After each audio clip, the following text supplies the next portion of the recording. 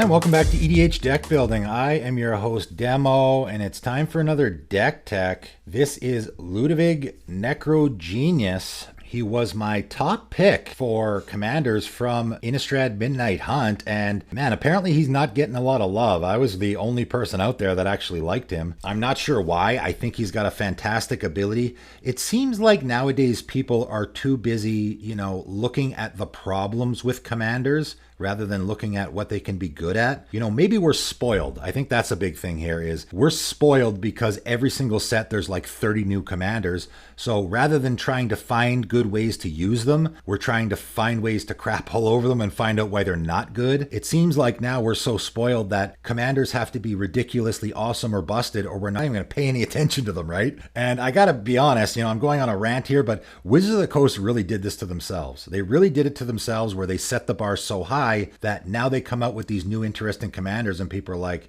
meh, moving on, next, boring, not nearly as powerful, I want more. For me, I look at Ludevic and I'm actually shocked. I really am. I think that ability is fantastic. So for those who don't know, Ludevic Necrogenius is a blue and a black human wizard 2/3. So right away, 2-mana commander, I love it. I love having a 2-mana commander. 2 mana, I get it out right away and I can start going to work. When it enters the battlefield or attacks, you mill a card, which is maybe a little bit of an added bonus to put stuff in your graveyard, which you want it there. I don't love self-mill. I would much rather discard, put stuff in my graveyard that I really, really want there. The ability that you're absolutely building around though, X blue, blue, black, black, exile X creature cards from your graveyard, transform Ludevic, X can't be 0, activate only as a sorcery. And again, I don't know why they put X can't be 0. That's very weird. Maybe that's for standard where I can pay just the 4 mana and then flip it over and then I have a vanilla 4/4. That just doesn't seem good to me, so I don't know why you would ever do that. Seems weird that they put that in there. Maybe there was a reason that I can't think of why they did, but when you flip it over, again, it becomes whatever creature it exiled. And as I said in my top commanders from Innistrad video, I would only exile 1, okay? Now, you're going to put a number of +1/+1 counters on Olag equal to the number of creature cards exiled with it, so that's the only bonus there, right? You're going to exile at least 1, so you're going to get at least 1 counter. So it's always going to be a 5/5. That's pretty darn good. And if you happen to exile more, you would get more counters on it. I don't know if I would do that, though. I don't really think it's worth it. If you only exile 1 creature, you're paying 5 mana, right? 5 mana, exile whatever creature you want from your graveyard, and it becomes that. I think that's great. I think that's a fantastic commander to build around. So first things first, we're going to need stuff in our graveyard. Doom Whisper is going to be great. Frantic Search, right? The typical things where I'm discarding. Any great discard effect going to work here. Surveil is going to work here great as well. Blue and black are their Surveil colors, so you really could go more with the Surveil if you want. Obviously, Doom Whisper is fantastic here. Also can be a target for our Ludevic if we want, turning our commander into a, I guess, 5/5 flying trample, so not quite as good, but is also going to have that ability, and that's really what you want. For me, I look at Ludevic or Olag and I go, okay, well, I want creatures with really awesome abilities. I don't care so much about the power and toughness.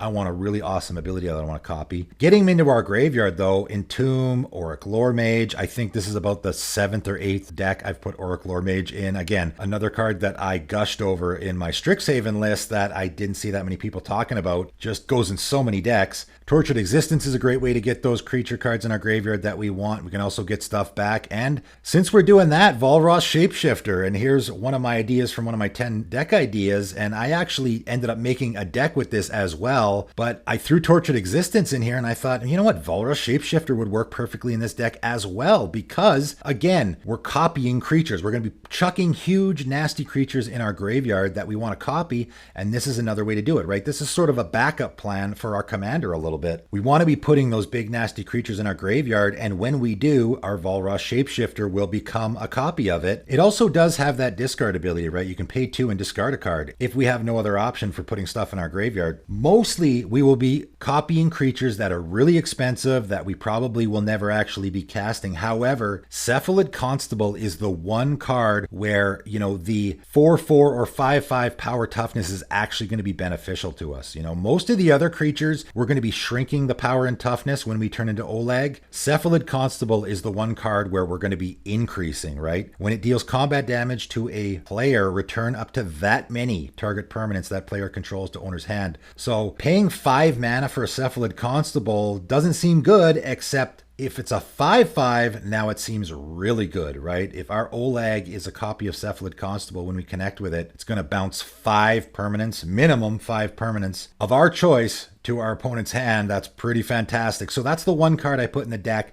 that we're actually going down, I guess. We're scaling down on mana value, so we're paying more for it, but we're getting way more value out of it. We mostly want the big creatures, though. Razaketh, as I mentioned in that video, It That Betrays is a fantastic one. This is why I don't understand why people aren't excited about this commander. I pay 5 mana, my Olag becomes It That Betrays, I swing with it. Okay, it's only a 5/5, but my opponent has to sacrifice 2 permanents, and then whenever an opponent sacrifices a non-token permanent, put that card onto the battlefield under your control. So we get those, I would attack someone that doesn't have any tokens because they'll just sacrifice their tokens, and then whatever they just sacrificed, we get it. That's pretty good. That seems pretty good for 5 mana. I mean, Jin Kataxis, it's so easy to fill this deck up with busted creatures that we're going to turn our Olag into. 5 mana, my Olag becomes a Jin Kataxis, and then at the beginning of our end step, we draw 7 cards. And if our opponents don't get this off the table right away, now they have to discard their whole hand. That seems pretty good for 5 mana, and you could just put whatever you want in here, right? Any card, any busted, ridiculous creature.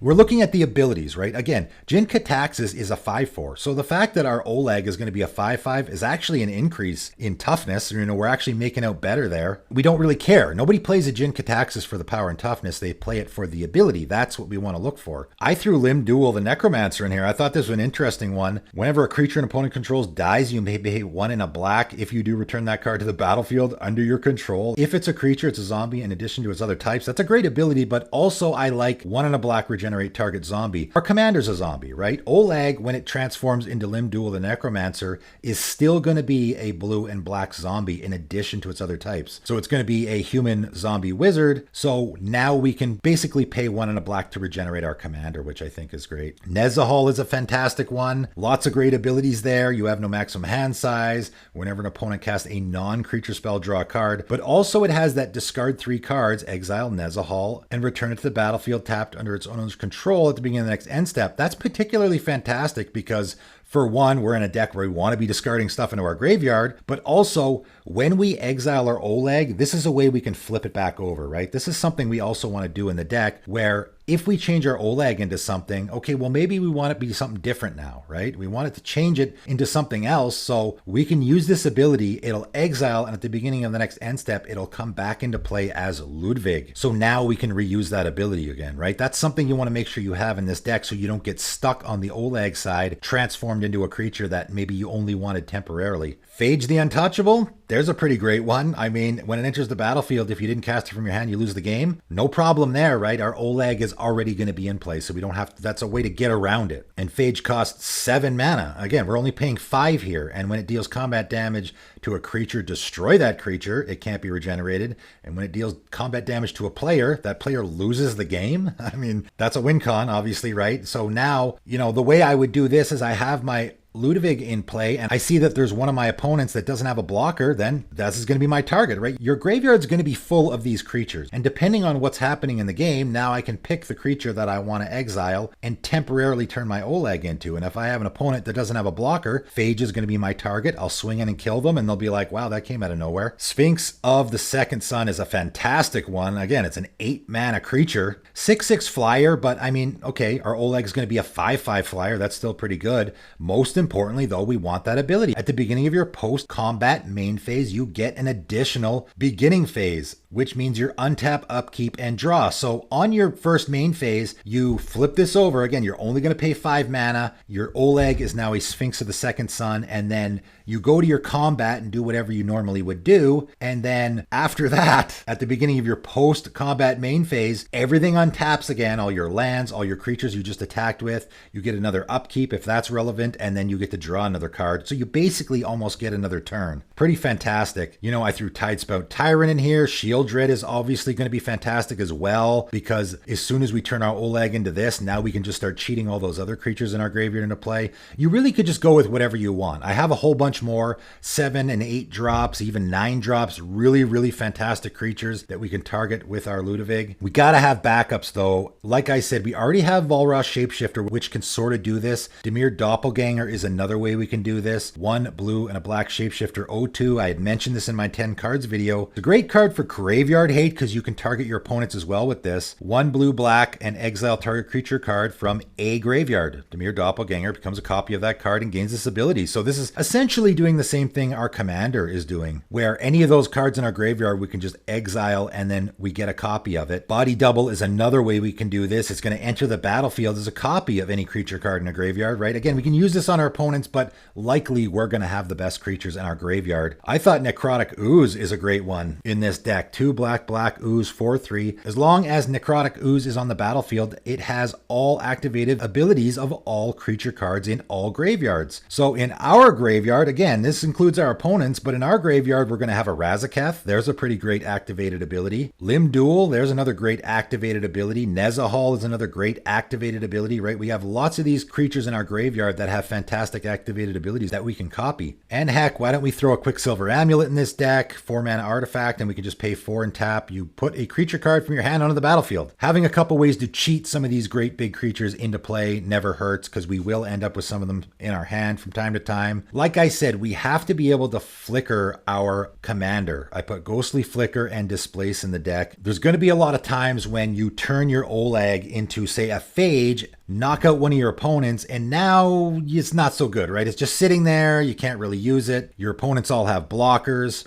So now we want to swap into something else. So now I can exile my commander. It's going to come back in on its front face, right? It's going to come back in as Ludevic, and now I can exile something else. So you always want to make sure in any of these dual-faced commanders, if you have flicker effects, so you can sort of reset them. And then I thought Zombie Master was a great inclusion in the deck. Remember, our Olag is going to be a zombie. No matter what it's a copy of, it's going to be a zombie, right? So we're going to give it Swamp Walk with our Zombie Master, which is great. It's going to make it unblockable for our opponents with swamps, and also other zombies have pay 1 black and regenerate this permanent. So being able to regenerate our commander is going to be fantastic as well, of course. I think this is a fantastic deck. It looks like tons of fun. I can't wait to play it. I can't believe people were poo-pooing all over this guy. I think he's great. The deck list for this is in the description below. Give it a whirl for yourself. I think you're going to love it. But that is it for today, and thanks for tuning in.